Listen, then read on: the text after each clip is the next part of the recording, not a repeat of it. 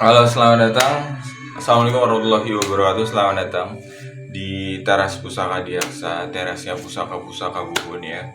Nah, kali ini gue juga sekali lagi gue akan di video gue kali ini akan menjelaskan sedikit soal golok lagi gitu ya, karena di sini memang banyak golok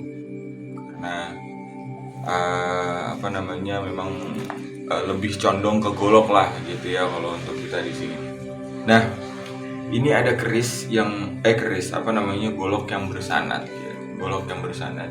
Ini jenisnya pedang sabet sih sebenarnya ya. Jenisnya pedang sabet. Oh ya, jangan lupa buat kalian semua yang belum follow, yang belum ikutin akun ini atau masih ngeliat-ngeliat dari jauh ngintip-ngintip dan yang lain-lain ya, buruan untuk ikutin dan pantengin terus VT-VT-nya karena di sini banyak banget edukasi soal pusaka-pusaka leluhur ya, baik itu golok, keris ataupun jimatan-jimatan yang memang dibuat dengan manifestasi pikiran manusia gitu ya.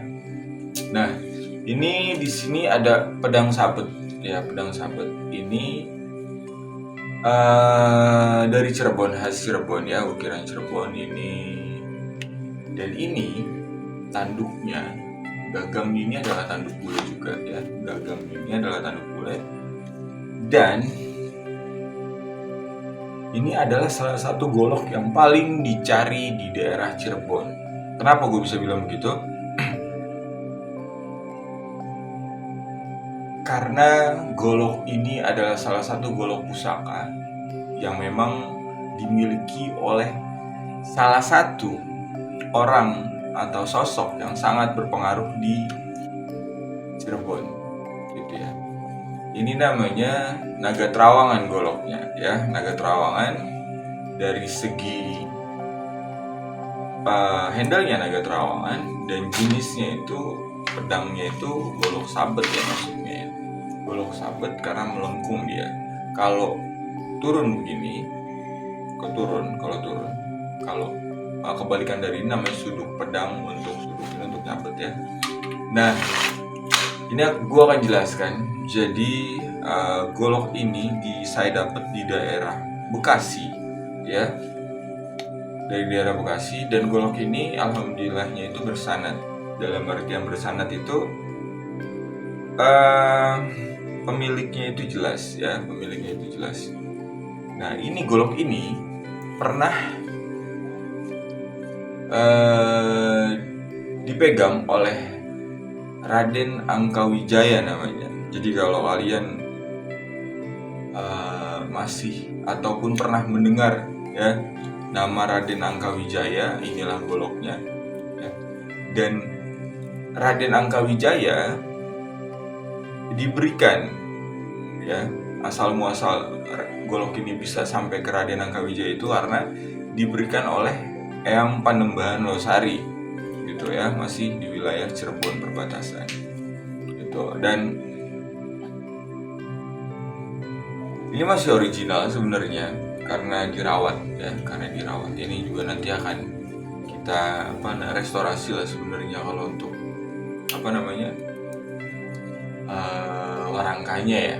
Nah, untuk yang Raden Panembahan Losari itu kenapa bisa sampai situ goloknya? Karena diberikan oleh salah satu orang yang berpengaruh di daerah Cirebon, yaitu adalah Syekh Syarif Hidayatullah atau yang biasa kita kenal dengan Syekh Gunung Jati atau Sunan Gunung Jati.